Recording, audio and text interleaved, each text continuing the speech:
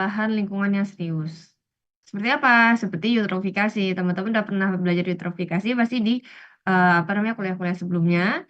Yang mana eutrofikasi ini akan menyebabkan menurunnya kandungan oksigen terlarut gitu ya di dalam air, badan air penerima dan juga pertumbuhan alga yang berlebih. Ya, pertumbuhan alga berlebih ini akan apa namanya menghalangi juga ya sinar matahari dan lain-lain itu sehingga apa namanya tanaman-tanaman atau misalnya tumbuhan biota yang hidup di bawah apa namanya alganya itu jadi ketutupan gitu ya, jadi nggak memperoleh cahaya matahari gitu. Sementara ya tanaman-tanaman tersebut membutuhkan cahaya matahari untuk melakukan proses fotosintesis. Kemudian yang kedua adalah em, konsentrasi amonia pada kadar tertentu itu dapat menyebabkan eh, toksisitas pada ikan. Tuh. Sehingga apa namanya ya dihindari gitu ya masuknya amonia terlalu banyak ke dalam badan air penerima. Walaupun sebenarnya kalau misalnya saya hasil olahan IPAL gitu ya masih mengandung amonia pada konsentrasi yang rendah itu diperbolehkan gitu. Jadi amonia itu dianggap beracun toksik bagi ikan gitu ya, apabila konsentrasinya lebih dari 3 miligram per liter. Kurang dari itu ya nggak apa-apa. Mungkin akan tetap menyebabkan eutrofikasi tapi lajunya lebih lambat kayak gitu. Kemudian amonia sebenarnya ini termasuk apa namanya polutan yang dia itu kalaupun dibuang ke badan air penerima apa namanya yang alami gitu ya sungai misalnya ke laut kemana gitu. Nah ini tuh bisa mengalami proses biooksidasi gitu jadi dia nggak akan terbioakumulasi gitu ya beda sama polutan-polutan yang apa namanya yang dia itu tidak bisa terurai secara alami gitu ya maka ketika misalnya berkontak dengan makhluk hidup gitu ya atau dimakan oleh makhluk hidup dia akan diserap oleh makhluk hidup dia akan masuk ke dalam tubuh dan mengalami biomagnifikasi gitu.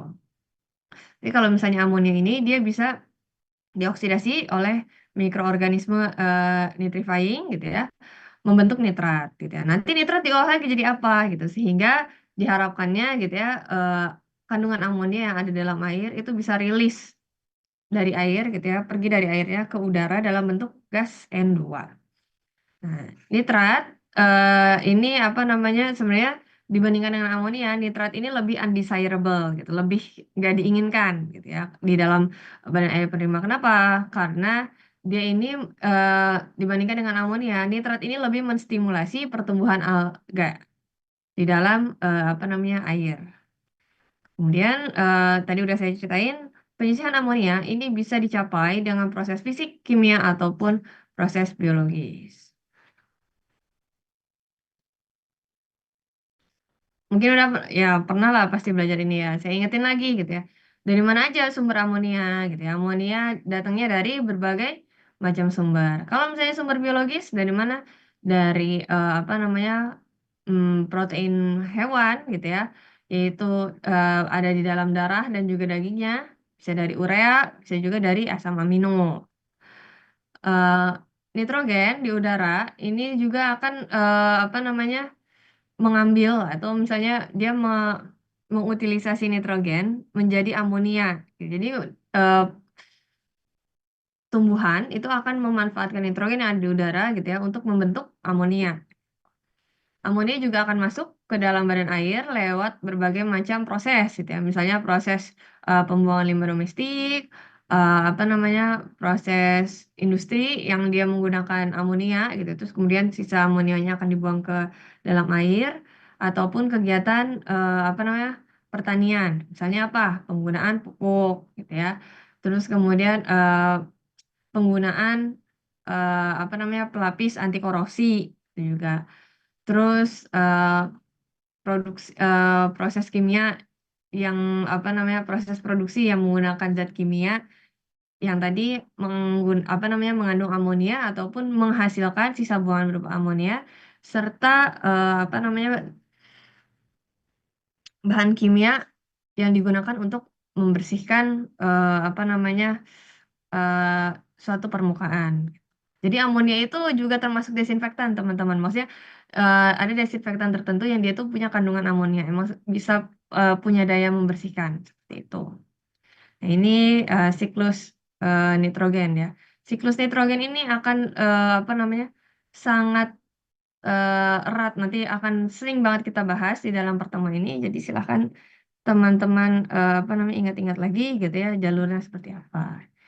Nih di sini kan proses amonia, amonia datangnya dari mana aja gitu. Nitrogen memfixing apa nitrogen fixing bakteria gitu ya. Dia itu eh, mengikat nitrogen, terus kemudian mengubah jadi amonia, ataupun ini ini nitrogennya bisa di akar, sorry, bakterinya bisa terkandung di akarnya, ataupun bisa di tanahnya, terus kemudian dari urin hewan gitu ya. Ini akan apa namanya menghasilkan amonia juga, terus dari petir, hujan, wah banyak ya teman-teman. Gitu. Nah, nanti jalur gitu ya, gimana amonia gitu ya, yang ada yang terkandung dalam air, kita harapkan itu rilis kembali ke udara gitu ya. Ini nih prosesnya. Dari proses nitrifikasi, apa namanya, amonia diubah menjadi nitrit, kemudian nitrit berubah menjadi nitrat. Nah, nanti masuk ke denitrifikasi gitu. Denitrifikasi akan mengubah apa namanya nitrat menjadi N2.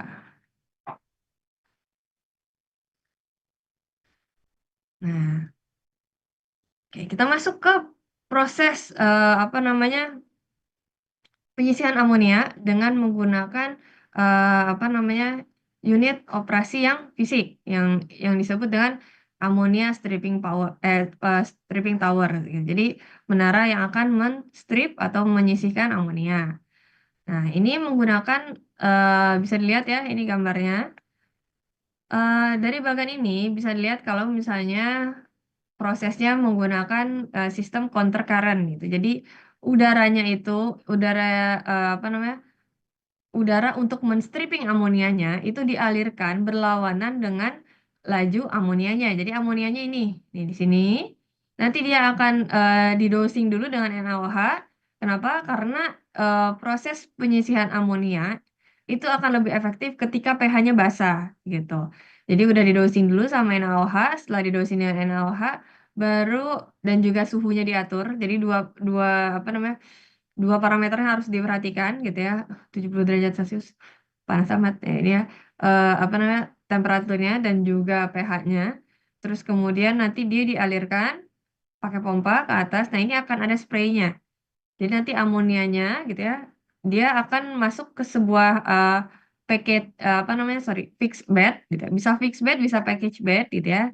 Di sini ada apa namanya ya kayak media filternya gitu ya ataupun ya granulnya nanti dilewati oleh si amonianya terus kemudian selama dia mengalir ke bawah dia juga akan berkontak dengan udara gitu. Jadi proses utama yang terjadi di sini sebenarnya adalah proses aerasi ya gitu. Ini penambahan oksigen, oksigennya berkontak dengan amonia, amonianya berubah menjadi N2. Tuh.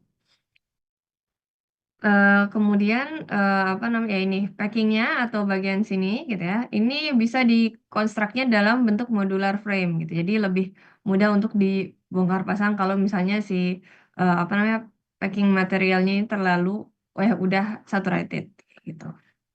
Nah, ini saya ada video tapi nggak bisa saya masukin ke sini somehow ya, jadi sebentar dulu saya buka dulu YouTube-nya.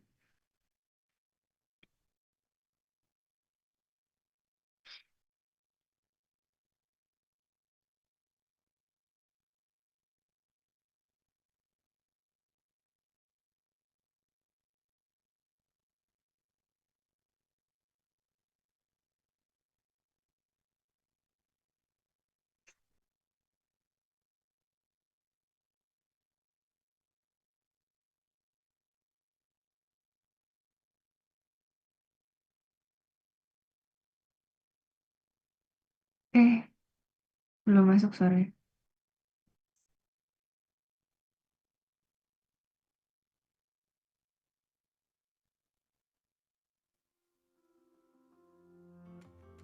Ini emang nggak ada dasarnya teman-teman, tapi saya jelasin aja.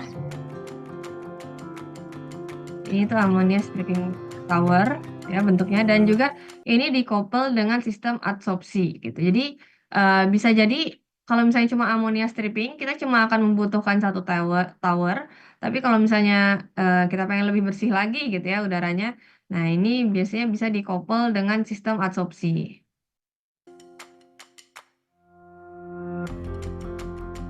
Ini pertama air limbah yang punya konsentrasi amonia yang tinggi. Oh ya, salah satu contoh limbah yang punya konsentrasi amonia yang tinggi juga itu biasanya limbah eh, yang berasal dari proses apa namanya pembusukan sampah gitu ya.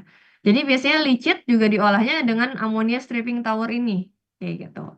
Ini bisa biasa ditemui juga di TPA-TPA ya untuk amonia stripping tower.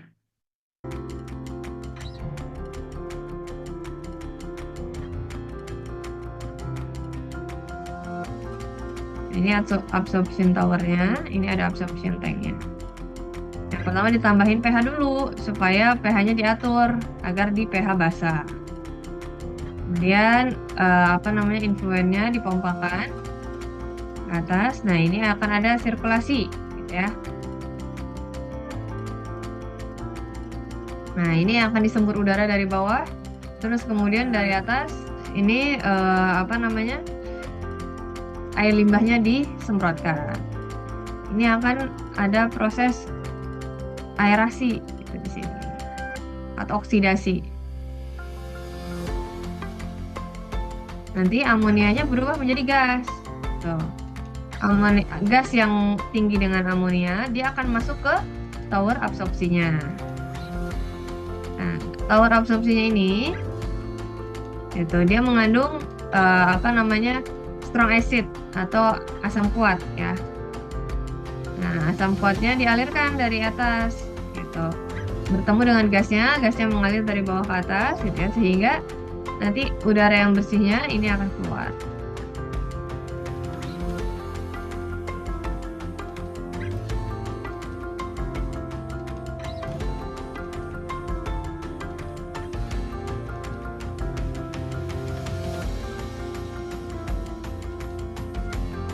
Jadi hasil udara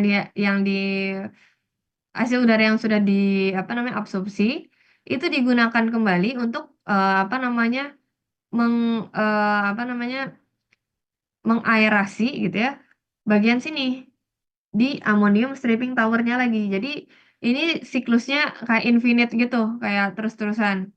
Tuh.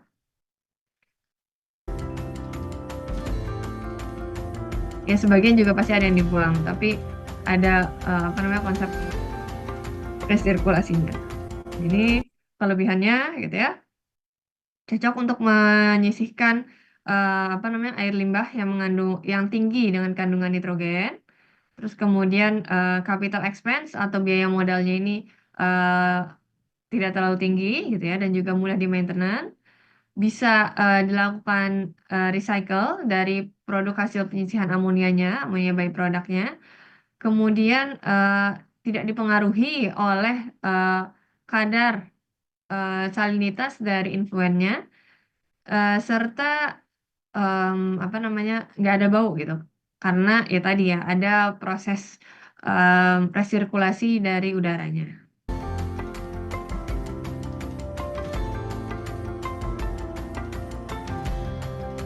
Nah, ini biasanya digunakannya untuk mengolah apa gitu ya, mengolah apa namanya air limbah dari licit landfill gitu ya. Kemudian apa namanya untuk mengolah kandungan air limbah yang mengandung misalnya kadar garam tinggi dan juga punya kandungan amonia yang tinggi gitu. Ataupun misalnya eh, di daerah di mana em, si amonianya itu pengen di recycle lagi gitu. Jadi kadang di pabrik pupuk gitu ya, pabrik pupuk kan menghasilkan ya pupuk ya tentunya, pupuk N gitu ya. Nah, ini ada proses amonia stripping. Tujuannya buat apa? Buat dia kolek lagi gitu ya amonia yang lolos gitu, sehingga bisa dimanfaatkan lagi. Sehingga nanti amonianya terperangkap dalam bentuk liquid gitu ya, liquidnya ini dijadikan pupuk. Tuh,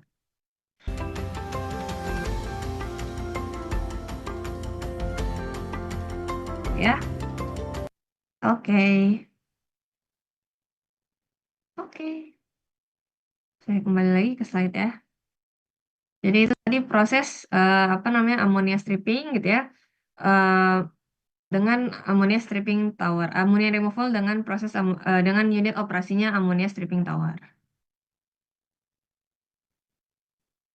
Nah, ini eh, kalau misalnya kita mau belajar tentang ammonia stripping tower ya, penting kita untuk memahami konsep-konsep ini dulu gitu sebelum nantinya kita bisa mendesain sebuah ammonia stripping tower. Yang pertama adalah konsep dari kesetimbangan gitu ya, hubungan kesetimbangan antara sistem apa namanya gas liquid atau gas dan cair, kemudian dasar-dasar dari apa namanya transfer massa gas, dan terakhir adalah mass balance gitu ya dari stripping towernya. Nah ini mass balance-nya. Apa aja yang masuk, apa aja yang keluar gitu ya. Ini bisa dilihat apa namanya wastewater flow rate-nya gitu ya. Apa namanya L itu adalah ya laju alir dari limbahnya gitu ya. Masuknya lewat atas gitu ya. Berarti konsentrasi LX2 itu akan lebih tinggi daripada LX1 gitu karena ini yang udah terolah ya. Terus kemudian H ini adalah ketinggian towernya. G ini adalah eh, debit dari udara yang disemburkan gitu. Nah, terus kemudian X1 X2 ini adalah apa namanya konsentrasi amonianya, kalau Y1 Y2 adalah konsentrasi amonia dalam bentuk udaranya. Jadi awalnya dia apa namanya amonianya terkandung dalam air karena berkontak dengan oksigen, pindah amonianya jadi ke apa namanya udaranya. Kok berkontak dengan oksigen ya? Berkontak dengan udara, amonianya pindah ke udaranya. Nah, ini apa namanya konsep kesetimbangan gitu ya, hubungan kesetimbangan untuk amonia itu di apa namanya dikenakan hukum Henry gitu ya, PA sama dengan MX yang dimana PA adalah tekanan parsial dari amonia pada campuran apa namanya udaranya setelah dia berkontak gitu ya dengan apa namanya dengan bentar, mixture in contact with solution at equilibrium gitu. Jadi ini adalah eh, tekanan parsial dari amonianya ketika udah berkontak dengan udaranya ya. M-nya ini adalah konstanta, terus kemudian X-nya adalah konsentrasi amonia pada kondisi equilibrium ya. Ini dalam satuannya mol ataupun rasio massa. Nah, ini untuk apa namanya tekanan parsial amonia apa namanya terhadap udara apa namanya suhu gitu ya. Jadi bisa dilihat ya semakin tinggi suhunya maka tekanan parsialnya juga akan semakin tinggi walaupun konsentrasinya sama. Tuh. Nah, nih konsentrasi amonia pada kondisi equilibrium gitu ya di udara itu diekspresikan dengan rasio massa dan beratnya gitu ya terhadap tekanan parsialnya. Jadi ini bisa dilihat teman-teman, ini adalah rasio massa atau rasio berat dari amonia. Ini sama dengan tekanan parsial amonianya dengan tekanan totalnya, tekanan total udara. Terus kemudian ini adalah berat molekul dari amonia 17 eh, miligram per mol. Terus kemudian ini juga berat molekul dari udara. Ini nanti bisa dapat berapa rasio berat ataupun rasio masanya ya dari amonia. Nah, untuk menentukan gitu ya titik pada kurva equilibriumnya yang menunjukkan konsentrasi equilibrium pada dari amonianya di air dan juga di udara, kita perlu tahu pertama berapa kelarutan dari amonianya. Yang kedua adalah apa namanya tekanan parsial equilibriumnya dan yang terakhir adalah berapa tekanan atmosfernya gitu. Jadi apa namanya bagaimana si amonia yang tadinya di air itu bisa pindah ke udara gitu ya. Ini tuh kita harus tahu tiga parameter ini gitu. Pada apa namanya pada suhu berapa, pada em, apa namanya pada konsentrasi berapa. Nah, penting juga untuk kita tahu berapa persen amonia yang terkandung dalam bentuk gas amonianya. Nah, ini persamaannya ini. Bisa teman-teman lihat ya, OH-nya di sebelah kanan. Jadi ketika pH-nya naik, teman-teman, maka apa namanya eh, persamaannya ini akan geser ke kiri. Jadi bisa dilihat kalau misalnya pH-nya kita bikin basa, kelarutan amonia yang tadinya dalam ion amonium ya, itu akan lebih mudah berpindah menjadi amonia, gitu, gas amonia ketika pH-nya kita buat jadi basa. Jadi ini prinsip ini gitu. Kenapa makanya ada apa namanya penambahan basa di dalam sebelum proses amonia strippingnya. Gitu. Itu amonianya disemburkan gitu.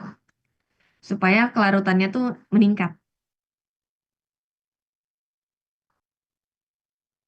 Nah, ini eh, persentase amonia gitu ya dalam bentuk gas pada 25 derajat. Nah, ini bisa dilihat ya teman-teman.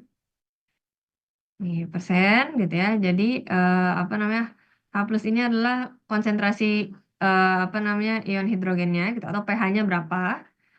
Ketika pH-nya 10,8 gitu ya pada 25 derajat eh, dan kita menggunakan proses tadi gitu ya, amonia yang akan disisihkan, jadi yang amonia tadinya dari bentuk air, dia berubah menjadi dalam bentuk udara gitu. Itu bisa mencapai penyisihannya adalah 97,3%.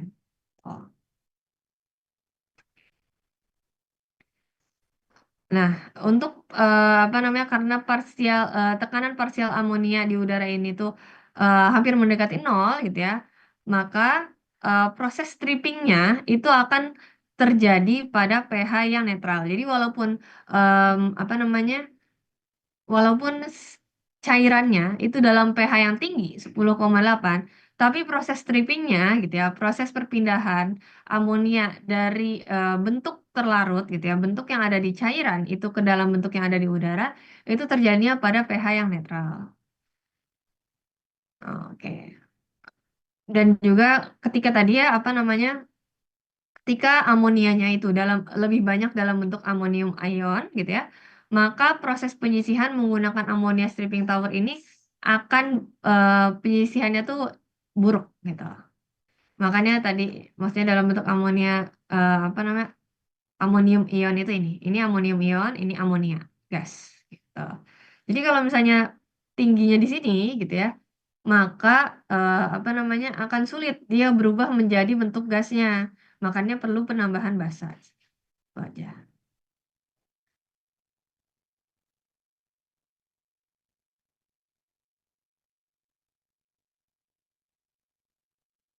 Ini ya, menaikkan pH hingga 10,8 akan menyebabkan kebanyakan amonia itu akan berubah menjadi bentuk NH3 gitu ya. Jadi amonia yang lebih mudah larut dalam gas gitu. Sehingga proses strippingnya tuh udah sebenarnya sebelum disemburkan gitu ya. Proses strippingnya gitu ketika apa namanya ketika larutannya itu ditambahkan pH itu tuh udah berlangsung gitu. Terus kemudian masuk ke apa namanya? Masuk ke pompa dan di apa namanya? Disemburkan, dispraykan gitu ya di towernya. Nah, itu akan jadi lebih tinggi gitu ya efisiensinya. Tuh. Oke, ini exercise pertama ya, teman-teman. Silakan dikerjakan waktunya 10 menit.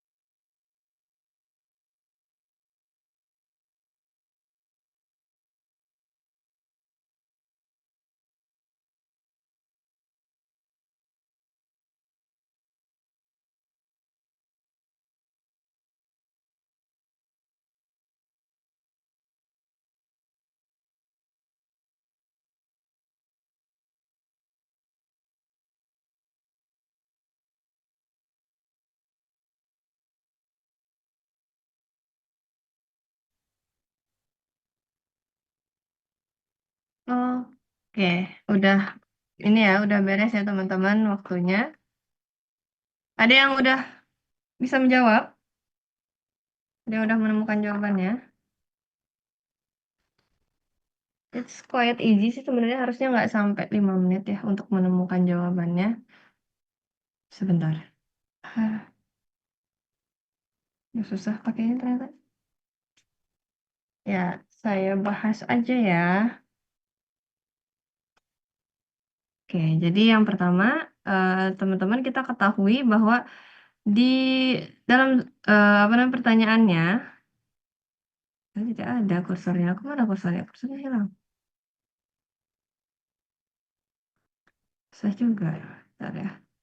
Dalam pertanyaannya, tahu kalau misalnya eh, beroperasi pada 750, apa namanya tekanan atmosfernya 750 mm ya, dan juga apa namanya suhu airnya 20 derajat. Nah ini bisa kita tahu, hilang lagi kursornya. Salah. Ya salah ini di sini aja lah. PATM gitu ya. PATM gitu ya. Ini sama dengan 750 ya. Terus juga T-nya ini 20 derajat.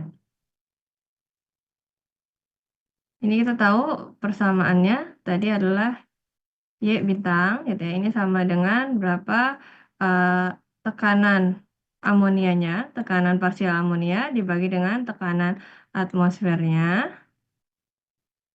Terus ini dikalikan dengan eh, massa molekul airnya. Wih, sorry ya. Ini amonianya. Ini dibagi dengan massa molekul airnya. Udara, sorry, kok air. Nah, ini em, P kita masukin B yang udah kita ketahui ini 750 ya, mmHg. Terus kemudian untuk ini apa namanya massa molekul dari amonianya tadi di apa namanya kita ketahui nilainya itu 17 ya, 17. Terus kemudian untuk udaranya ini 29. Nah, sekarang berapa apa namanya tekanan parsial dari amonianya? Nah, ini teman-teman bisa lihat di tabel yang ini. Ini bisa dilihat ya kalau misalnya tekanan apa namanya parsial amonia pada suhu 20 derajat. Nah, ini 0,03. Jadi kita balik lagi ke yang tadi. Mana ini ya? Salah. Sebentar, sorry, sorry. Nah, ini berarti kita masukin nilainya salah. 0,03. Nah, nanti bakal dapat nilainya adalah 2,3 kali 2,34 sorry ya, kali 10 pangkat min 5. Nah, ini adalah satuannya apa? Ini parts amonium per udaranya. Tuh. Jadi ya eh, ya udahlah itu saja part amonium NH4 plus gitu ya per part air. Oke. Nah, ini ya teman-teman, kalau misalnya kita apa namanya bingung kayak gimana sih sebenarnya nanti itu eh, di tiap tekanannya akan terbentuk kurva seperti dua ini gitu ya. Jadi ini yang sebelah kiri adalah kurva equilibriumnya, tapi ini tekanannya beda ya, dia pakai tekanan yang 760 gitu ya. Kalau yang tadi di tekanan 750 mmHg gitu. Nanti teman-teman bisa lihat sendiri per apa namanya per temperaturnya itu tuh ada bentuk kurva apa namanya kelarutannya sendiri. Nah, nanti apa kurva kesetimbangannya. Nah, kita bisa nyari tahu apa namanya? Lupa. Titik koordinatnya. oh ya, titik koordinat dari apa namanya data-data yang kita miliki gitu. Nah, kalau misalnya si yang tadi ini gitu ya, titik koordinatnya itu di sebentar ya. Jadi X1 ya, X1 Y1-nya di 0 ya. X1 Y1-nya ini sama-sama X1-nya di 0. Aduh, males lah. Ini 0, Y1-nya 0 gitu. Ini adalah titik Y2-nya. Nah, titik Y1-nya itu di sebentar. Letaknya di mana ya tadi? Di 5 kali 10 pangkat min 5. Bentar, mana? Sorry, ini X2. Ini bukan Y2 deh. Sorry, ini bukan Y2, ini X2. Jadi X2-nya ini di 5 kali 10 pangkat min 5. Gitu. Oke, dulu ya lanjut. Nah, ini juga bisa teman-teman lihat ya. Ketika temperaturnya turun ya, apa namanya? Bentar, wait. Ini bisa lihat ya, hubungan antara eh, berapa kebutuhan udara secara teoritis untuk penyisihan apa namanya amonia menggunakan proses fisik ini gitu ya, pada tekanan 760 mmHg dan juga pH 11. Gitu. Di sini teman-teman bisa lihat bahwa, bentar, saya ganti dulu jadi kursornya yang laser pointer. Pada suhu yang rendah ya, pada suhu yang rendah kebutuhan udaranya itu lebih tinggi. Nih. Jadi kalau misalnya apa namanya? Kenapa tadi di gambar ininya nih?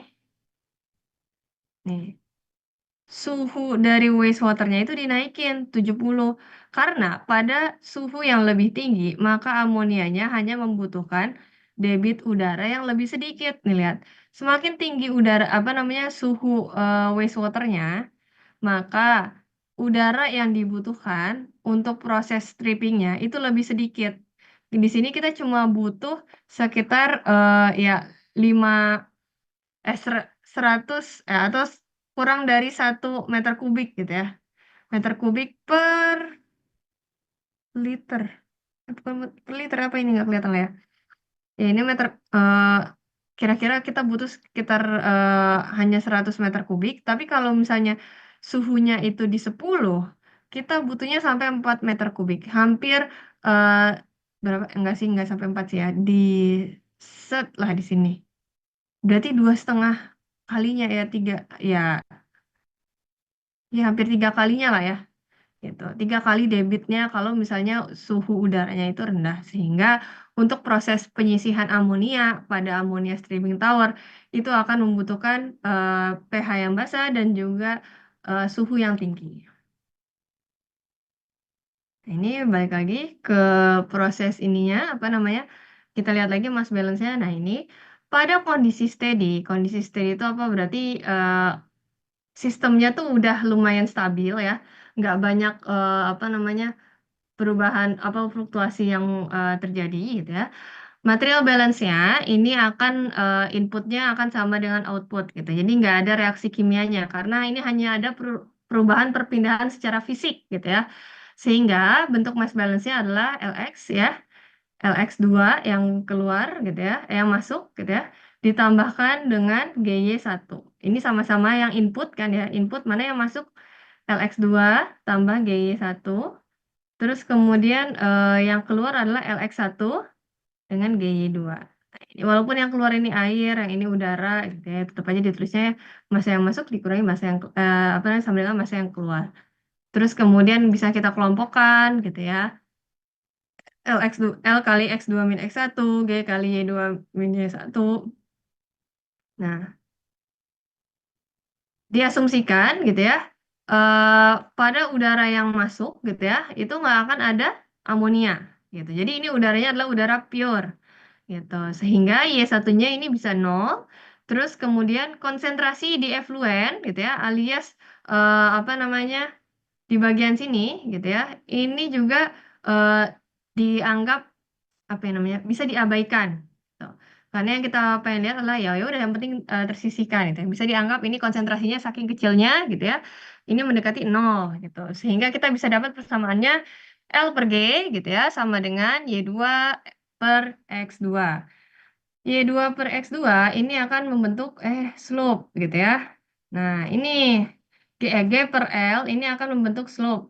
Tuh, ini bisa jadi kayak gini persamaannya. Sehingga nantinya kita bisa membentuk kurva yang ini. Nah, ini. Kurva yang ini, sorry, sorry, sorry. Ini equilibrium curve-nya. Jadi kita bisa punya kemiringannya tersendiri. Tuh.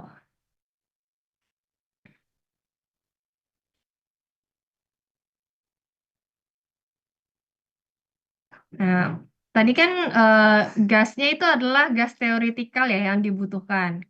Ketika misalnya kita mau benar-benar membuat ammonia stripping tower gitu ya, biasanya ada faktor pengalinya supaya apa namanya sistemnya bisa lebih aman dan juga bisa berhasil gitu ya. Nah ini biasanya pengalinya adalah 1,5 ataupun 1,75 kalinya dari nilai eh, debit gas teoritis yang kita dapatkan. Nah, ini latihan yang kedua, silahkan teman-teman. Jadi, saya punya data nih ya, apa namanya, untuk mendesain sebuah ammonia stripping tower, gitu. Nah, equilibrium curve-nya ini didapatkan dari exercise 1. Jadi, dari exercise 1 tadi kita dapatkan bahwa X2Y2-nya adalah, kalau X2-nya adalah 5 kali 10 pangkat min 5, dan Y2-nya adalah, berapa sih tadi? 2,34 kali 10 pangkat min 5. Nah, ini ada data-data yang kita miliki gitu ya. Tentukanlah berapa debit teoritis air udaranya, desain udara yang dibutuhkan. Berarti kan ini kita punya eh, debit teoritisnya dulu, terus kita punya debit desainnya gitu dikali 1,75 gitu. Terus kemudian berapa kalau misalnya satuannya segini gitu ya, berapa yang dibutuhkan ya kayak gitu. Silakan dikerjakan ya 10 menit jadi cukup ya.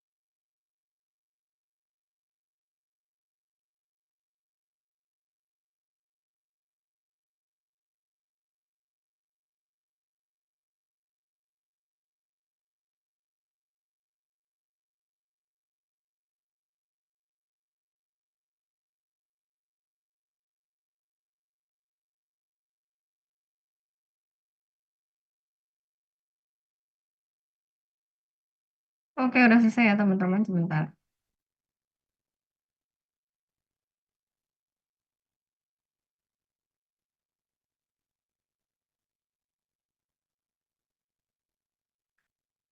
Oke, hmm,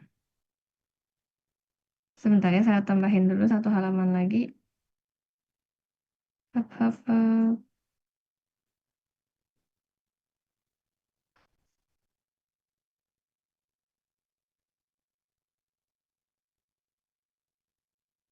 Oke,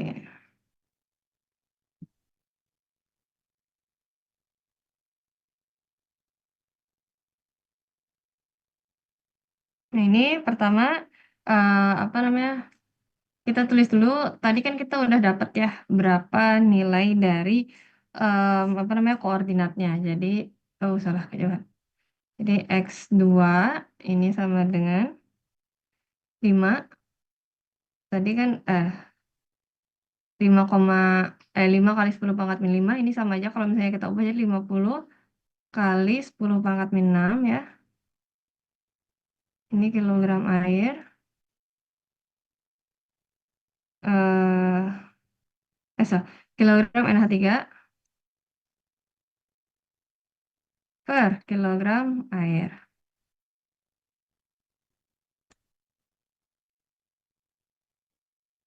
Oke, kalau tulisannya jelek karena ini pakai kursor aja.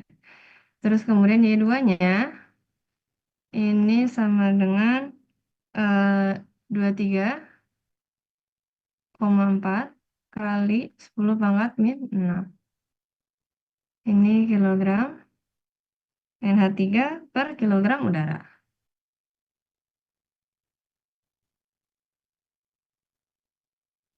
Udara. Nah, tadi kita tahu ya kalau misalnya G per L ini sama dengan 1 per Y2 per X2. Nah, nanti kita bisa dapat eh, nilai dari Y2 per X2 ini 1/0,468. Nah, satuannya ya teman-teman kilogramnya hilang, terus kemudian ini apa namanya L-nya itu kilogram udara per air. Nah, berarti ini sorry ini kilogram air per udara. Nanti ini dapat kita satuannya adalah nilainya 2,14 kilogram udara per kilogram air. Sorry, water. Nah, terus untuk hydraulic load-nya, gitu ya, hydraulic load-nya itu berarti kita ngelihatnya L-nya kan ya. Ini L-nya sama dengan hydraulic load-nya kita tahu nilainya 4,9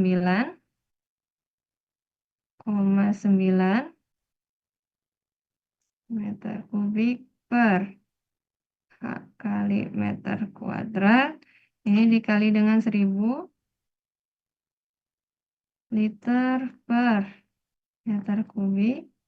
Ini dikali kilogram per liter. Nanti kita bisa dapat satuannya dalam 4.900 kilogram air per H meter kuadrat. Nah, ini ya. Ini untuk debit apa namanya airnya. Nah, kalau misalnya debit gasnya berapa? Ya udah berarti kan ini 2,4 ya, 2,14 dari kejauhan 2,14 kilogram udara per kilogram air water. Nah, ini dikali dengan 4.900 kilogram air per km kuadrat. Nah, nanti teman-teman ini habis. Nah, nanti teman-teman dapat debit udaranya itu 10 sorry 10.500 kilogram udara per HM kuadrat. Nah, karena ini baru teoritis ya, kita kalikan dengan 1,75. Ada di soalnya juga. Jadi bisa dapat nilainya 18.400 kilogram udara per air. Kilogram udara per ini. Terus kita apa namanya? Konversikan si debit ini gitu ya dalam bentuk meter kubik per apa namanya? Meter kubik per HM pangkat 2. Nah, ini ya udah dikali apa namanya? Kali berapa sih namanya itu? Kali 22,4 liter per gram mol dan lain-lain gitu ya. Nanti teman-teman bisa dapat jauh kejauhan. Nah, ini. Bisa dapat nilainya ada 15.500 meter kubik per HM kuadrat gitu. Nanti kalau misalnya mau tahu berapa apa namanya satuannya dalam meter kubik per liter, nah ini 15.500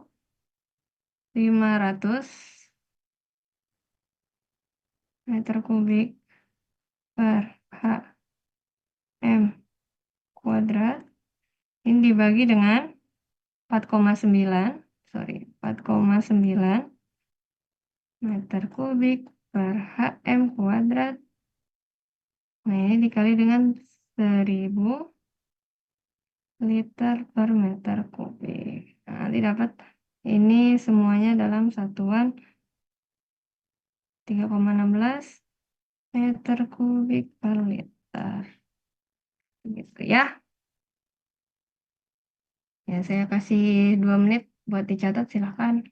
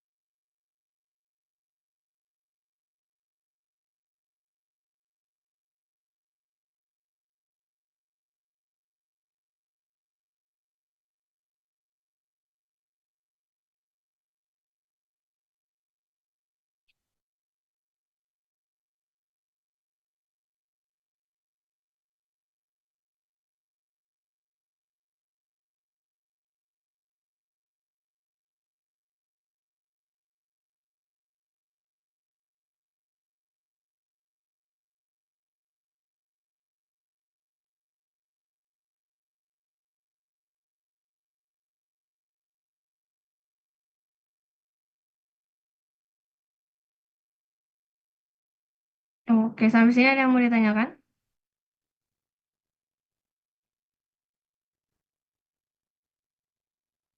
Belum ada ya? Berarti masih bisa memahami. Saya lanjutkan ya, teman-teman. Oke, jadi ada eh, beberapa faktor gitu ya yang mempengaruhi dari apa namanya proses efisiensi proses penyisihan amonia dalam tower amonia stripping ini. Yang tadi saya udah sebutkan yang pertama adalah pH. Nah, ini kita bahas yang kedua yaitu temperatur. Jadi temperatur dari air limbahnya dan udara ini akan menghasilkan dampak ya, menghasilkan dua dampak. Jika apa namanya temperaturnya turun ya ke 0 derajat dan dipengaruhi oleh pembentukan es, maka nanti apa namanya nanti air yang keluar dari proses amonia strippingnya juga akan mendekati udara ambiennya. Jadi walaupun ya teman-teman, walaupun misalnya si air limbahnya udah kita hangatkan, tapi ternyata apa namanya udaranya tuh begitu dingin, proses strippingnya gitu ya, apa air udara yang disemburkan itu begitu dingin, air yang keluar gitu ya, air limbah yang udah diproses gitu kan, kan tadi percikan dari atas tuh, nanti keluarnya dari bawah gitu. Air yang keluar dari proses strippingnya itu juga akan dingin dan mendekati 0 juga sama. Mungkin bedanya 1 sampai 3 derajat lah gitu. Itu pada apa musim dingin gitu. Nah, tadi udah kita eh, lihat ya di grafik yang sebelumnya. Sorry, di grafiknya ini bahwa apa namanya ketika ketika suhunya rendah, dia akan membutuhkan debit udara yang lebih tinggi. Artinya apa? Solubilitas atau kelarutan dari eh, amonia itu akan menurun ketika mana tadi hilang? Ini ya. Kelarutan dari amonia itu akan menurun ketika temperaturnya juga turun gitu. Dampaknya apa? Akan butuh lebih banyak udara untuk proses strippingnya ketika suhunya dingin.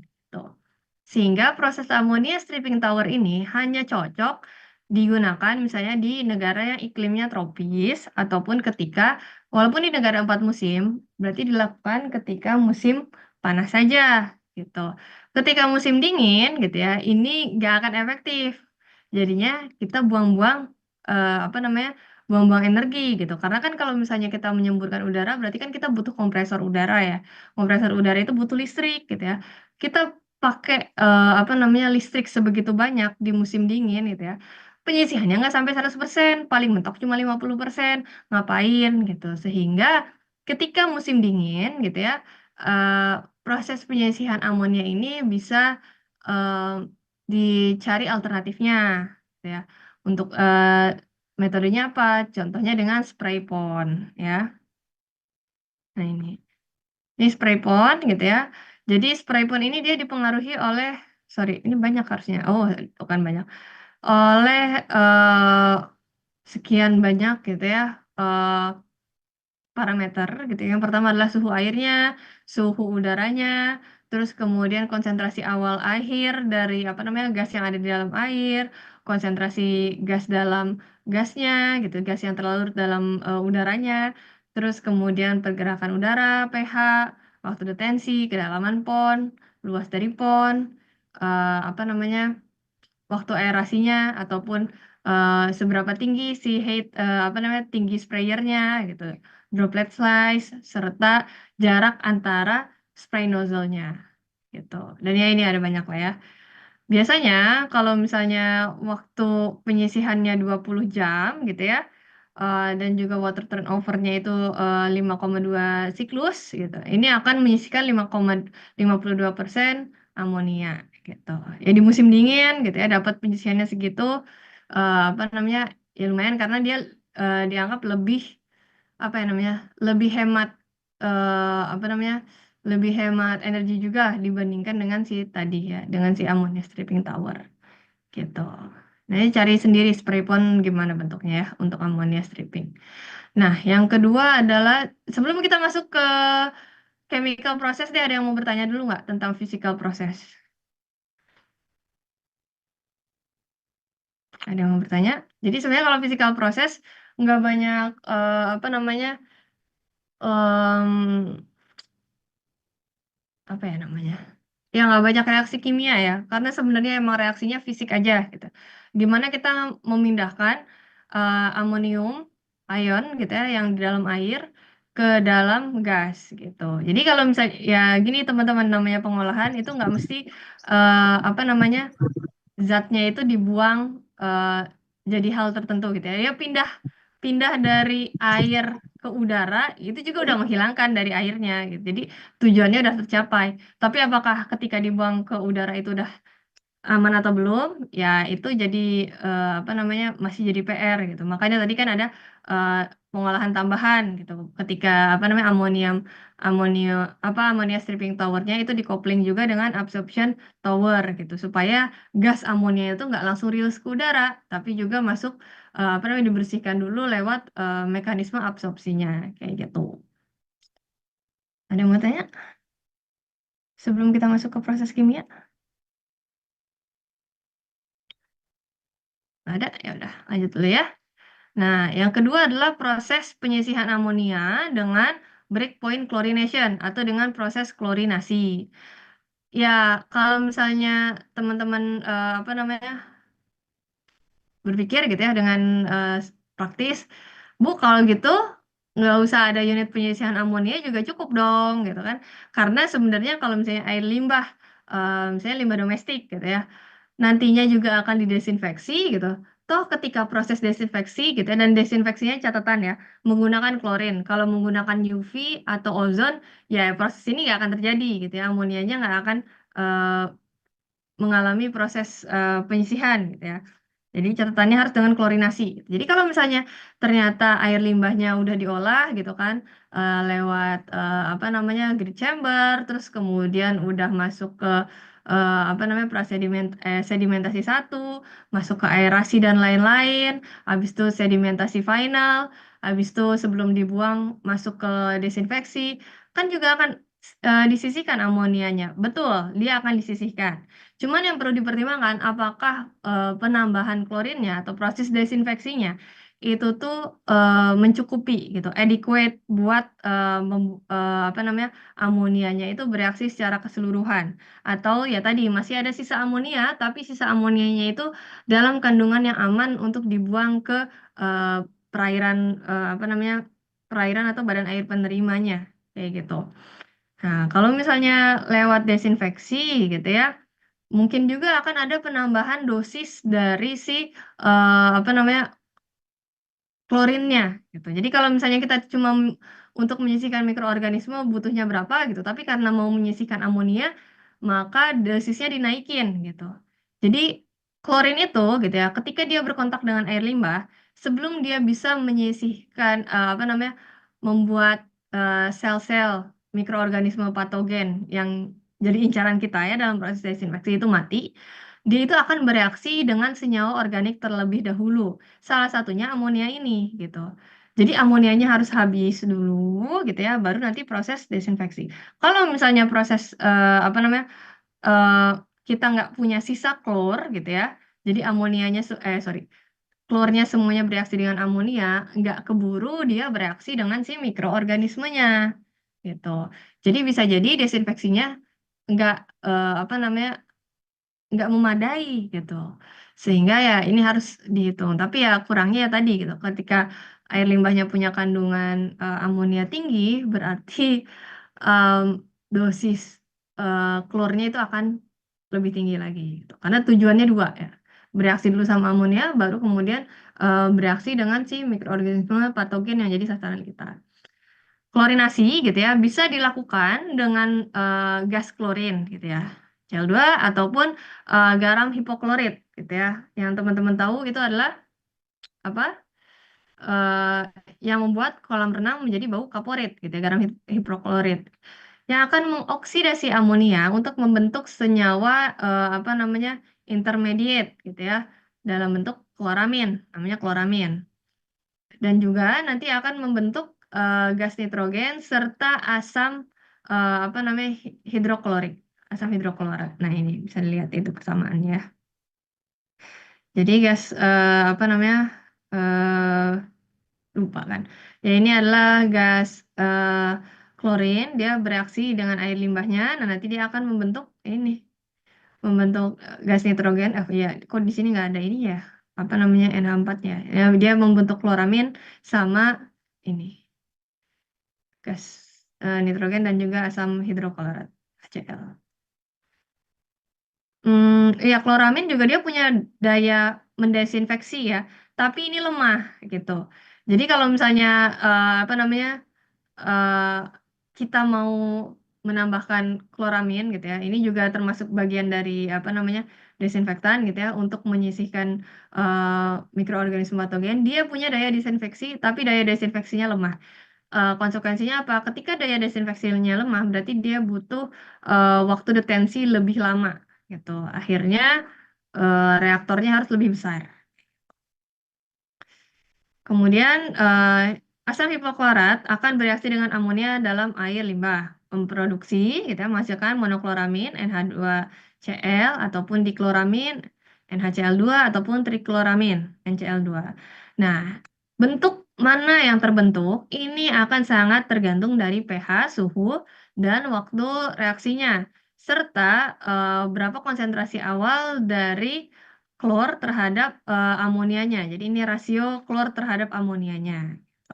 Kalau pH-nya 4,5 sampai 8,5, nah ini akan terbentuk monokloramin dan juga dikloramin. Tuh. Kalau pH-nya kurang dari 4,5, maka trikloramin ini dominan. Seingat saya trikloramin ini yang tidak diinginkan ya. Jadi dia tuh daya apa namanya daya desinfeksinya tuh rendah banget gitu.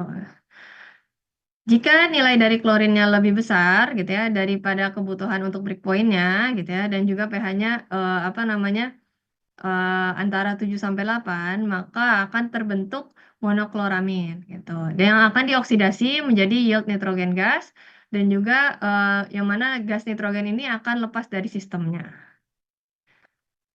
Tuh, nah ini ya. Ini tahapannya dalam proses oksidasi amonia, gitu ya. Jadi kita punya klor, gitu ya.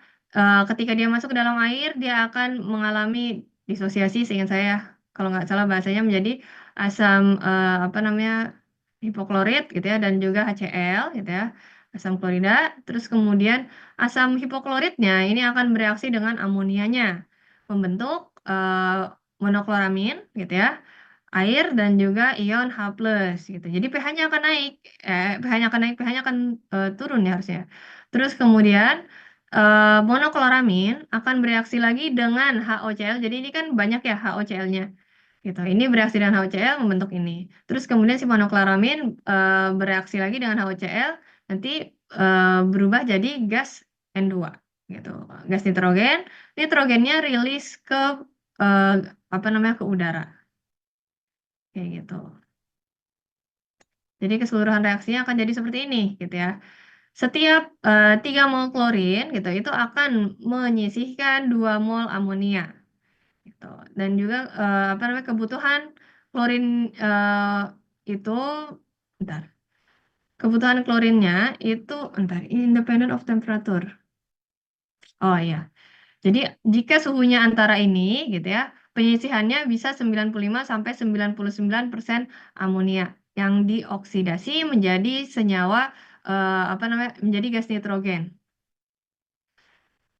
Yang tidak diharapkan adalah terbentuknya dikloramin sama trikloramin karena ini baunya ofensif. Maksudnya ofensif itu apa? Baunya tuh nyegrak gitu ya, baunya tuh membuat tidak nyaman gitu. Dan juga adanya ion-ion nitrat. Sehingga kalau untuk meminimasi terbentuknya dua hal ini harus dijaga pH-nya di rentang 7 hingga 8. Ini trikloramin kalau nggak salah di pH yang lebih asam, dikloramin lebih asam dibandingkan monokloramin.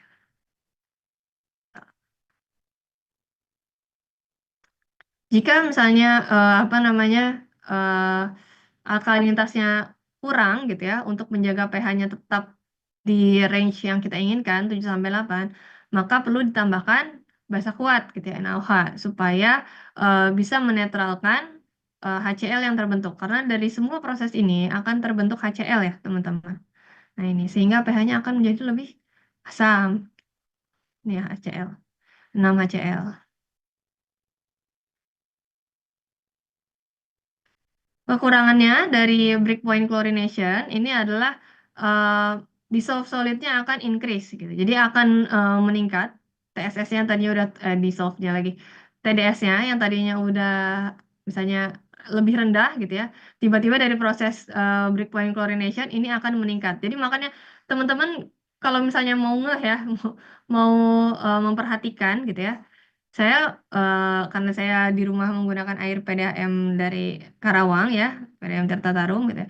Saya nyadar kalau misalnya tiap kali memanaskan air itu tuh akan terbentuk kerak air gitu ya. Nah, itu salah satunya gitu ya. Itu karena tingginya TDS gitu. Jadi ada ion-ion yang lebih apa namanya eh, yang bertambah gitu akibat proses dari klorinasi ini. Tuh. Nah, apa namanya, dan juga proses ini tuh lebih mahal, gitu ya. Lebih mahal 2 kalinya dibandingkan dengan amonia stripping. Tapi untuk kemudahan, tentunya proses ini lebih mudah dibandingkan amonia stripping. Kenapa? Karena kita cuma butuh dosing senyawa klornya aja. Sedangkan kalau amonia stripping, kita perlu mempersiapkan unit pompanya, gitu ya. Terus kemudian apa namanya packet bednya, gitu kan. Jadi apa namanya? Ya kayak tadi kan lihat ya ada suatu kayak bola-bola putih gitu ya. Itu tuh untuk menahan supaya si udah apa namanya cairannya tuh turun dulu ke bola-bola itu. Terus kemudian udara yang dari bawah yang disemburkan itu bisa berkontak dengan cairannya. Jadi cairannya tuh nggak terlalu cepat turun gitu ya sampai ke apa namanya melalui seluruh towernya. Enggak, sempat tertahan dulu di bola-bola itu. Kita harus menyiapkan medianya dulu gitu kan. Terus ya tentunya maintenance pompa itu akan lebih pompa kompresor ya udara dan juga spraying nozzle-nya itu lebih sulit gitu dibandingkan ya kita cuma mempertimbangkan ya udah tambahin aja nih klor gitu. Tapi masalahnya ini yang membuat ekspensif atau mahal adalah berarti klornya itu harus tinggi gitu. Sementara ya purchasing klor juga itu merupakan suatu pengeluaran gitu. Jadi mungkin harga eh, secara capex-nya dia lebih murah gitu, tapi OPEX untuk kita mempurchase klorinnya itu lebih mahal. Gitu. Dan juga ada dampak apa namanya kesehatan yang dipengaruhinya karena dari proses apa namanya desinfeksi atau misalnya klorinasi ini ya itu bisa terbentuk trihalometan pada saat proses klorinasinya. Biar lebih kebayang, nah ini saya ada video ya teman-teman, disimak dulu aja.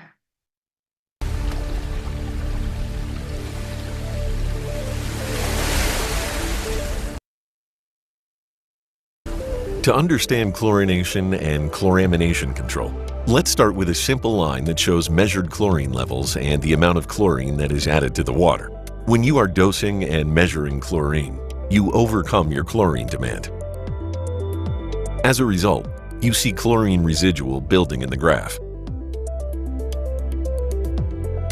To explain this concept, we'll use a closed system, a bucket of water without the presence of ammonia. As we add chlorine to the water, it's used up at first as it reacts with the existing matter in the water. For example, bacteria, organics, etc. So we do not measure much, if any, chlorine.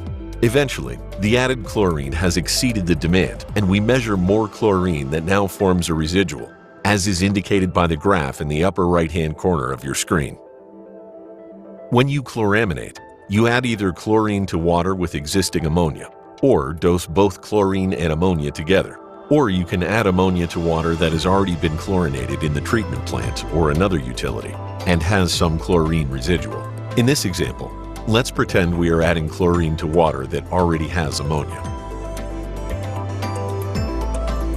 When ammonia is used by chloraminating systems, our graph changes, pushing up the amount of matter the chlorine has to bond with initially. This creates what is known as the chloramination and/or breakpoint chlorination curve. You are trying to create monochloramine. In substitution reaction, the ammonia drops a hydrogen atom and the chlorine atom takes its place.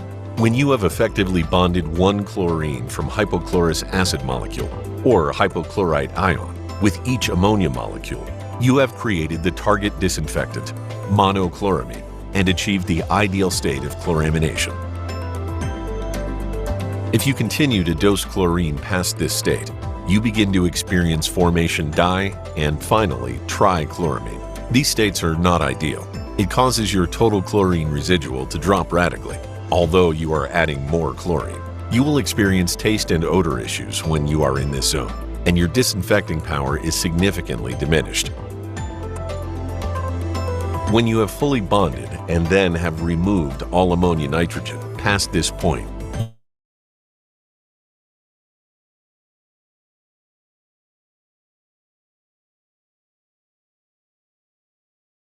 you return to the original chlorination curve, where for every part of chlorine you dose, you will see 1 part of chlorine residual formed. This means you have achieved breakpoint, and now you apply free chlorine disinfection versus chloramination of your water. Let's pause for a moment to make an important differentiation. What's the difference between free and total chlorine? Free chlorine refers to both hypochlorous acid and the hypochlorite ion or bleach, and as the form of chemical commonly added to water systems for disinfection. When ammonia is also present, monochloramine, dichloramine, and trichloramine will form, as we saw. Chloramines are also known as combined chlorine. Total chlorine is the sum of free chlorine and combined chlorine. The level of total chlorine will always be higher than or equal to the level of free chlorine. It is important to understand that all mentioned chlorine species are present in the water in equilibriums. Therefore, at any given time, there is a portion of every species. These equilibriums depend on concentrations of the species, water temperature, and pH. Such situation dictates the approach to measuring the right species for correct and efficient chloramination control. How do you know where your utility's water lies on this chart? Some simple measurements can tell you. For instance, in Zone 1, you'll see total chlorine, total ammonia, monochloramine, and free ammonia. To distinguish Zone 1 from Zone 2, it is necessary to measure total chlorine and free ammonia at a minimum. In Zone 2, you will see total chlorine, monochloramine, total ammonia, but no free ammonia. In Zone 3, you will see no ammonia and only chlorine, and your free and total chlorine value should be very similar or an exact match. It's important to understand that you can always capture equilibrial free chlorine in any of these zones, but only in Zone 3 is its concentration sustainable. If you know the key parameters to look for in each section, it's easy to determine where you are on the chloramination curve. Does this change if your utility adds ammonia to water that has already been chlorinated, as many utilities do? The concepts all stay the same. You just move backwards along the line. Ammonia is added to the chlorinated water just prior to entrance into the distribution system. The dose is increased until a small trace of free ammonia is detected, ensuring you're in Zone 1 and maximum monochloramine residual has been reached. To determine where on the chloramination or breakpoint chlorination curve your utility is, or for more information, please visit hach.com/chloramination.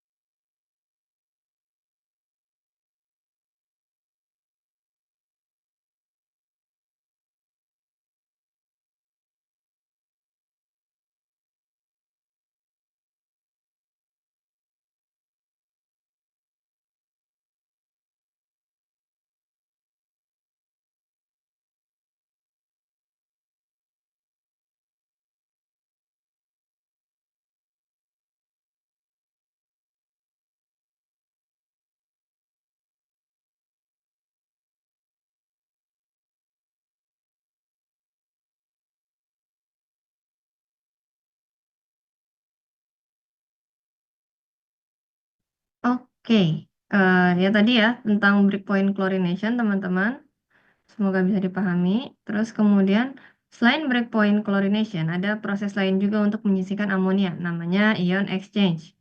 Mungkin udah ada yang kenal juga ya. Jadi, ion exchange yang diubah atau yang ditukar adalah ion kationnya gitu ya, menggunakan, zeolit natural namanya clinothiolate. Nah, ini udah, udah ada penelitian yang, menyatakan bahwa, oh ya ini cukup efektif untuk menyisihkan amonia gitu ya.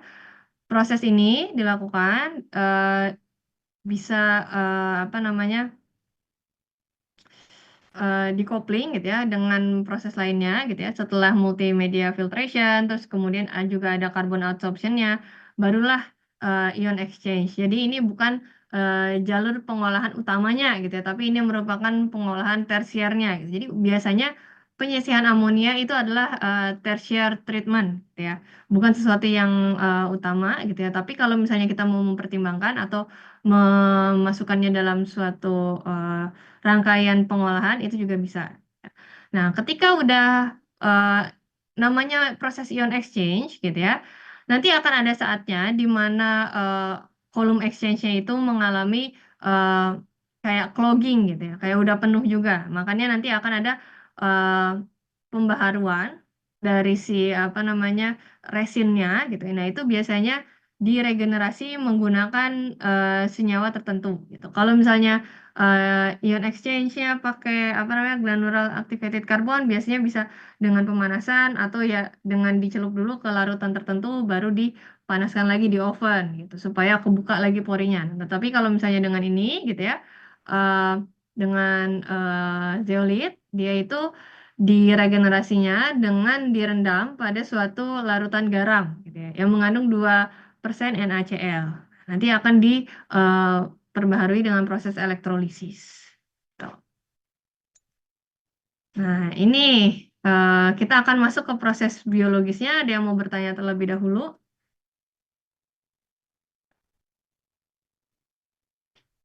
Belum ada? Ya udah, saya lanjutkan ya.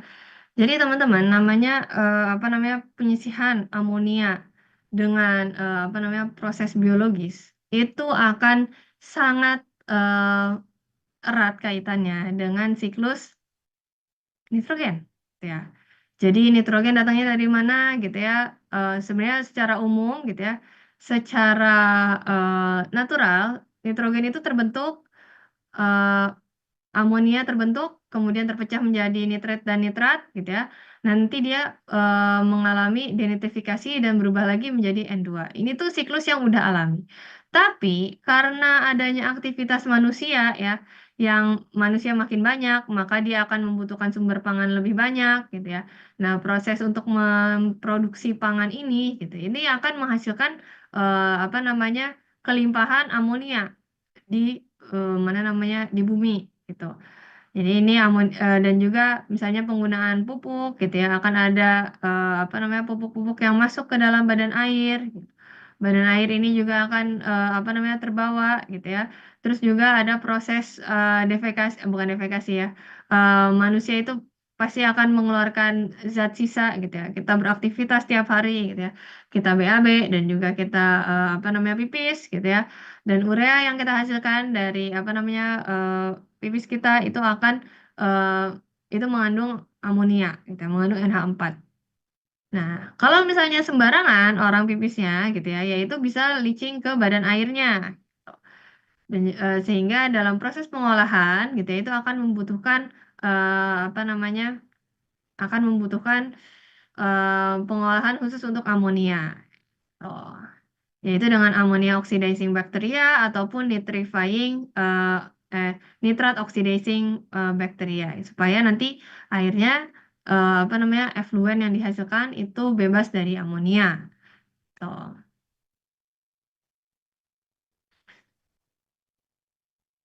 Nah, ini ya proses apa namanya penyisihan amonia itu bisa setelah final clarifier ataupun ada di bagian sininya sendiri. Jadi di proses pengolahan biologisnya dibarengin kayak gitu. Nah, pertama kita bahas dulu tentang keberadaan nitrogen di alam. Jadi namanya biomasa atau misalnya bakteri di alam gitu ya. Nah, ini tuh persamaannya adalah C5H7O2N ya. Nitrogen itu dia merupakan salah satu nitrogen gitu ya, N biasa dan juga dalam bentuk CHON gitu ya dalam bentuk senyawa organik ataupun dalam bentuk amonia gitu ya. Ini itu dia merupakan senyawa pembentuk biomasa atau senyawa pembentuk bakteri. Jadi dia itu bisa terkandung dalam lipidnya, dalam lemaknya, dalam proteinnya ataupun dalam asam amino. Tuh. Jadi sebenarnya eh, keberadaan mereka ini dibutuhkan untuk membuat sel baru. Ya, nitrogen ini akan selalu dibutuhkan. Nah, 14 apa namanya? Untuk membentuk 113 gram biomasa gitu ya. Minimal dibutuhkan 14 gram nitrogen. Tuh.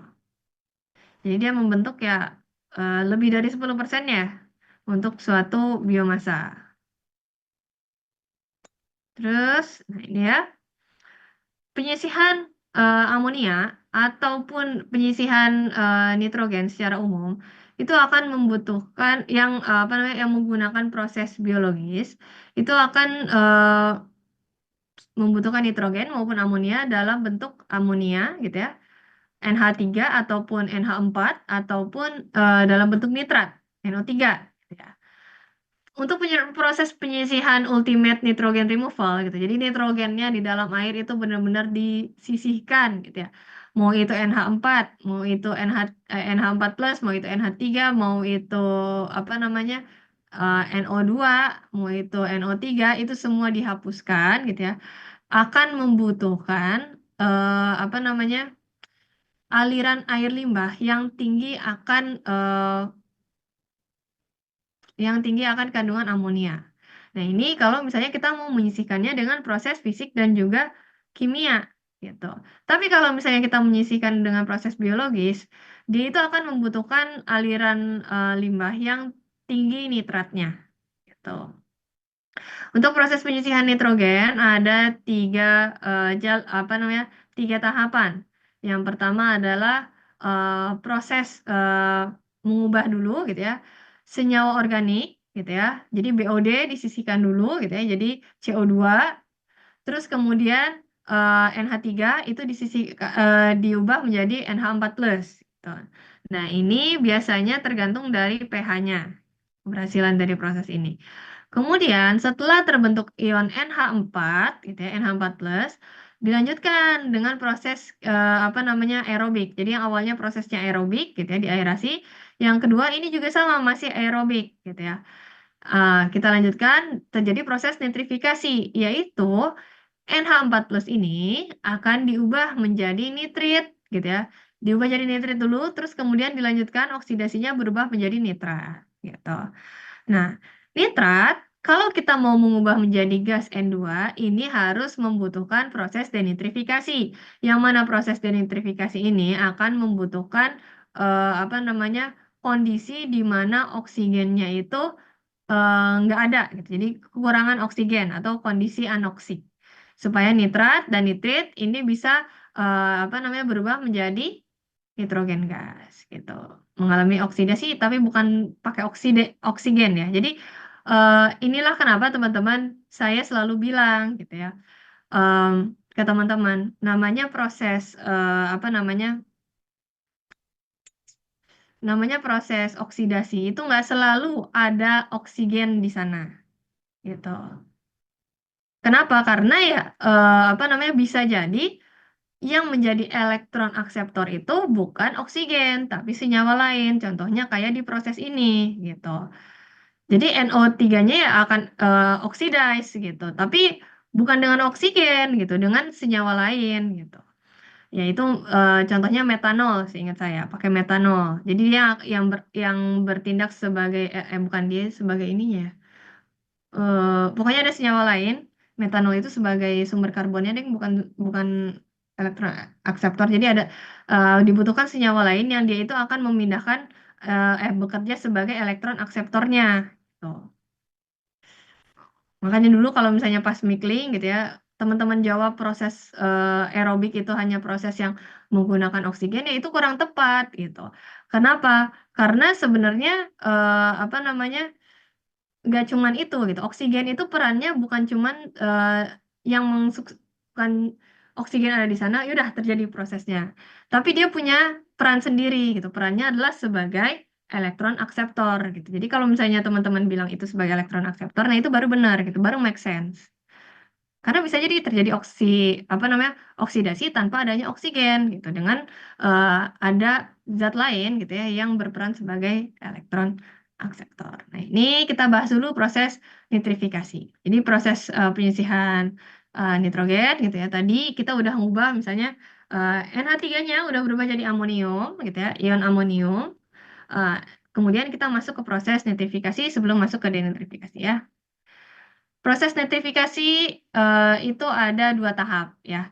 Tahap pertama gitu, NH4 itu akan bereaksi dengan oksigen karena ini nitrifikasi itu dalam kondisi yang rich in oksigen gitu ya. Dia NH4-nya bereaksi dulu gitu ya dengan oksigen alias ini proses aerob. Dia akan membentuk NO2. NO2 yang terbentuk nanti akan bereaksi lagi dengan oksigen, baru membentuk NO3. Proses ini gitu ya, teman-teman bisa tahu bakterinya gitu ya, atau em, siapa namanya ya, aktor yang berperan di dalamnya gitu ya, adalah golongan aerobik kemolito autotrof gitu ya. Jadi apa namanya eh, ya proses aerobiknya karena oksigen terdapat oksigen yang berperan sebagai elektron akseptor di sana gitu ya. Terus kemudian kemolito gitu ya karena ini prosesnya dia itu memanfaatkan apa namanya NH4 dan juga NO2 gitu ya untuk prosesnya serta autotrof karena sumber karbonnya itu diambil dari bukan dari apa namanya ya bukan dari senyawa organik ya tapi dari CO2 gitu. Jadi keseluruhan kalau misalnya ini dua persamaannya dijumlahkan ya kita akan dapat persamaan utuhnya. Ini tiap NH4 yang mau yang dioksidasi dengan dua atom oksigen gitu ya dia akan menghasilkan satu atom NO3- gitu. Akan menghasilkan satu nitrat. Gitu. Nah, dan juga pembentukan biomasa gitu. Jadi setiap 4,2 gram oksigen dia akan membentuk satu biomasa. Gitu. 1 gram biomasa. Nah, ini kita akan membahas terkait dengan bakteri gitu ya, yang berperan dalam proses nitrifikasi. Ada dua bakteri yang kita lihat itu ada heterotropik bakteria dan juga autotropik nitrifying bakteria gitu ya. Kalau misalnya heterotropik dia butuh oksigen gitu ya. Kalau autotrofik dia butuh lebih banyak oksigen gitu ya.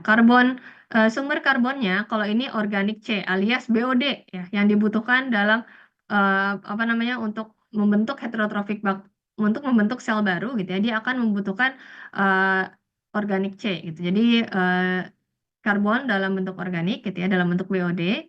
Elektron donornya juga dalam bentuk BOD gitu dalam bentuk organik. Nah, kalau misalnya si autotrophic nitrifying, nitrifying, dia akan membutuhkan sumber karbonnya dari CO2, alias dari respirasi heterotropik bakterianya, gitu. Ketika misalnya dia udah apa namanya membuat sel baru, dia akan menghasilkan CO2. Nah, CO2-nya itu yang akan dimanfaatkan oleh autotrophic nitrifying bakteria untuk membentuk sel baru. Dan elektron donornya adalah NH4. Tuh. Jadi ini elektron akseptornya O2 sama ya O2. Nah, kalau misalnya proses penyisihan BOD gitu ya, dia itu akan membutuhkan apa namanya rasio BOD, sorry, F per M. F per M itu adalah berarti food per mass ya, berarti food per microorganism. Jadi makanannya itu tinggi gitu di sini. Dia akan butuh kandungan BOD yang tinggi untuk si heterotrofik bakterianya itu bertumbuh di dalam bioreaktornya. Tapi kalau misalnya kita pengen yang tumbuh adalah autotrophic nitrifying bakteria, maka BOD-nya harus lebih rendah, CO2-nya yang tinggi gitu. Nah, kalau misalnya kita pengen heterotrofik bakteria yang tumbuh gitu ya, eh, waktu detensinya itu nggak boleh terlalu lama, cukup 1 hari aja, gitu ya. 1 hari. Kalau misalnya dia kita kepengen nitrifying bakteri yang hadir, maka waktu detensinya harus lebih lama, gitu. Dan juga kebutuhan oksigennya ini bisa dilihat sama-sama butuh oksigen, tapi di reaktor nitrifikasi, gitu ya, prosesnya nitrifikasi, maka penambahan oksigennya harus lebih banyak lagi. Gitu. Jadi bagaimana kita mengoperasikan suatu reaktor. Jadi reaktornya sama-sama nih, reaktor aerobik gitu ya. Di dalamnya ditambahkan oksigen gitu ya. Terus kemudian kita tambahkan apa namanya air limbah gitu ya. Tapi seberapa banyak kandungan air limbahnya, seberapa tinggi persentase food per mass ratio-nya itu tuh akan menentukan bakteri mana yang tumbuh lebih banyak. Kalau misalnya waktu detensinya singkat gitu ya, maka nantinya apa namanya yang tumbuh lebih banyaknya adalah heterotropik. Tapi kalau misalnya kita mengatur gitu ya, oksigennya kita naikin gitu ya. Terus kemudian waktu detensinya lebih tinggi gitu ya. Slow growth. Nah, ini lihat waktu detensinya 21 jam. Kalau ini waktu detensinya cuma 2,8 jam gitu ya. Maka yang apa namanya lebih dominan gitu ya. Ini adalah autotrophic nitrifying bacteria gitu. Kemudian kalau misalnya setelah kita mencapai proses nitrifikasi gitu ya, terbentuk nitrat, kita akan menginginkan masuk ke proses denitrifikasi. Nah, proses denitrifikasi ini dia apa namanya dilakukan oleh organisme heterotrofik. Tuh. Jadi kalau yang tadi oleh apa namanya organisme nitrifying gitu ya, yang berperan ini siapa aja, namanya adalah Nitrobacter gitu ya. Kalau ini bentar, saya lupa. Pokoknya ada Nitrobacter, ada Nitrosomonas gitu ya. Seingat saya di tahapan 1 NH4 plus menjadi NO2 ini menggunakan Nitrosomonas, kemudian NO2 min ke NO3 ini merupakan organismenya Nitrobacter. Mohon dicek ulang ya teman-teman, takutnya saya salah. Seingat saya sih kayak gitu ya. Nah, kalau di sini kita menggunakan organisme heterotrofik gitu. Jadi dia akan memanfaatkan NO2 ataupun NO3 yang diproduksi dari proses sebelumnya itu sebagai elektron akseptornya gitu. Jadi di proses ini nggak ada oksigen, diharapkan prosesnya anoksik gitu. Dan juga dia membutuhkan organik, kita lihat lagi ya sifat yang di sini gitu ya. Dia membutuhkan organik C gitu sebagai sumber karbonnya, bukan CO2 gitu. Sehingga perlu adanya penambahan organik carbon research gitu ya. Nah, ini bisa dilihat ya, senyawa organik gitu ya. Terus kemudian ada nitrat di dalamnya, dia akan membentuk apa namanya N2 gitu. Jadi nitratnya di sini berfungsi sebagai elektron akseptor gitu ya, dioksidasi oleh nitrat akan terbentuk N2, CO2, H2O dan juga di sini ada 10 OH-. Nah, kemudian ataupun dari CH3OH gitu ya, dia bereaksi dengan nitrat, dia akan membentuk ini. Gitu. Jadi bisa macam-macam ini BOD biasa gitu ya. Maksudnya senyawa organik biasa ini seingat saya metanol gitu ya. Jadi bisa apa namanya bisa kita recycle gitu ya si limbah apa namanya raw wastewater-nya ke dalam proses denitrifikasi ini ataupun kita tambahkan organik karbonnya berupa metanol. Tuh. Nah ini ya. Jadi ada dua proses gitu ya, atau dua posisi denitrifikasi. Denitrifikasi itu bisa setelah proses aerobik gitu ya, kita sebut dengan post denitrification gitu ya. Kalau misalnya tangki anoksiknya setelah tangki aerobik gitu. Ada bisa juga pre-denitrification, tapi kita bahas pre-denitrification-nya nanti gitu ya. Dari proses aerobik ini akan dihasilkan ion amonium ya. Terus kemudian amoniumnya ini akan dioksidasi gitu. Dioksidasi membentuk nitrat ya. Nah, kemudian pada tangki anoksik gitu ya. Apa namanya? Supaya nitratnya itu bisa berubah menjadi N2, bisa berubah menjadi gas nitrogen, maka perlu ada penambahan sumber karbonnya, C source-nya. Nah, misalnya kita akan butuh BOD di sini, tambahan BOD di sini supaya NO3-nya bisa berubah jadi N2. Nah, tapi BOD itu gitu ya, kalau misalnya apa namanya konfigurasinya kayak gini, apa namanya oksidasi dulu baru masuk ke tangki anoksiknya, BOD-nya biasanya udah habis di sini, teman-teman. Sehingga nggak ada lagi BOD yang masuk ke tangki anoksik tank. Nah, masuk di proses anoksik tank, NO3-nya udah banyak, nitratnya udah banyak, tapi bakteri heterotrofiknya nggak dapat sumber karbon karena habis di sini, gitu ya. Maka nitratnya tetap nggak bisa berubah jadi N2 gitu. Nah, supaya bisa nitratnya bisa berubah jadi N2, caranya adalah kita tambahkan apa namanya karbon organik gitu ya dalam bentuk lain, misalnya dalam bentuk metanol ataupun ada sebagian apa namanya raw wastewater-nya yang di bypass langsung masuk ke anoxic tank-nya kayak gitu. Jadi caranya bisa dua. Yang pertama adalah penambahan metanol ataupun yang kedua adalah dengan membypass sebagian apa namanya raw wastewater-nya sebelum masuk ke anaerobic tank, masuknya ke anoxic tank. Ataupun pre-denitrifikasi. Kalau pre-denitrifikasi, ini proses anoksiknya di depan proses aerobik. Jadi, BOD itu akan berkontak dengan nitrat terlebih dahulu, gitu ya. Jadi di sini ada BOD, ada nitratnya. Jadi dari raw wastewater-nya, gitu ya, di sini tinggi nitrat, gitu ya, akan berubah menjadi N2, gitu. Di sini terbentuk gas N2 dan juga CO2. Baru habis itu masuk ke proses sini, gitu. Nah, eh, apa namanya di mana NH4 gitu ya akan dioksidasi membentuk NO3 gitu ya. Terus kemudian BOD dari proses ininya juga akan di apa namanya oksidasi menjadi CO2. Cuman kekurangannya dari proses ini adalah nantinya akan ada nitrat yang rilis gitu ya. Nitrat itu kan senyawa yang terlarut ya, jadi dia nggak akan menjadi sludge gitu ya. Dia rilis ke badan air kalau bentuknya kayak gini. Caranya gimana biar nggak rilis gitu ya?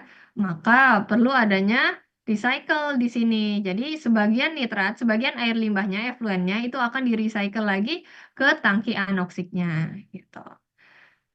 Nah, jadi sumber BOD-nya di sini gitu ya, juga bisa dari apa namanya hasil respirasi endogenous gitu ya ataupun bakteri yang udah mati gitu ya bakteri yang udah menjadi sludge di sini sludge-nya sebagian akan di recycle masuk ke anoxic tank sebagai sumber BOD sehingga nitrat yang ada di sini gitu ya nitrat tambahan dari sini nih dari sini itu akan bereaksi dengan eh, tambahan sludge dari sini.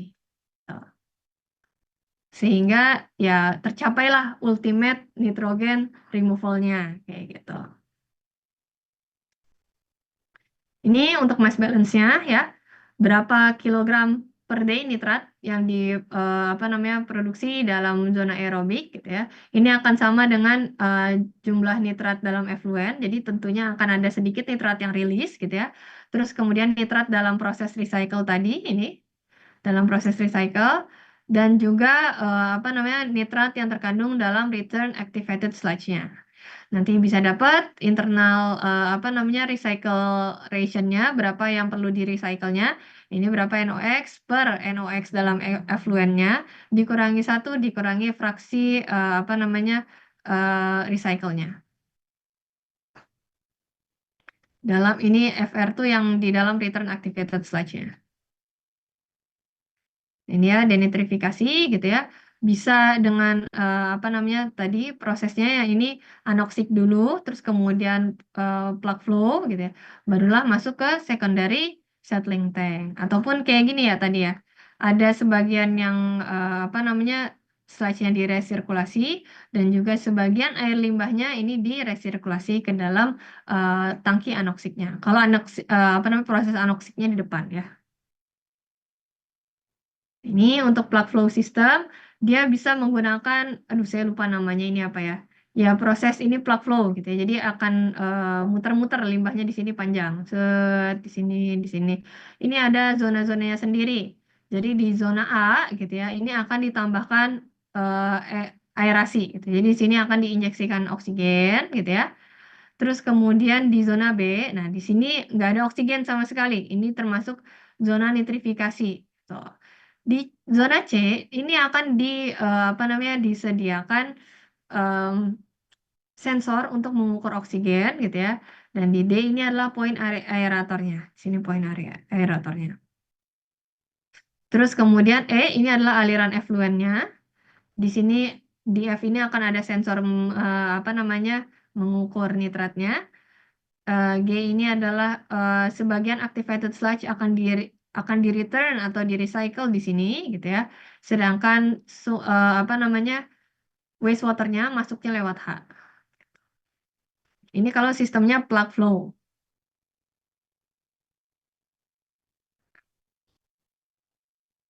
Sebenarnya teman-teman sebelum masuk ke sini saya mau minum dulu ya Allah capek banget. 2 menit ya untuk istirahat. Silakan. Kalau ada yang mau bertanya silakan tanya, bisa raise hand, bisa juga lewat chat.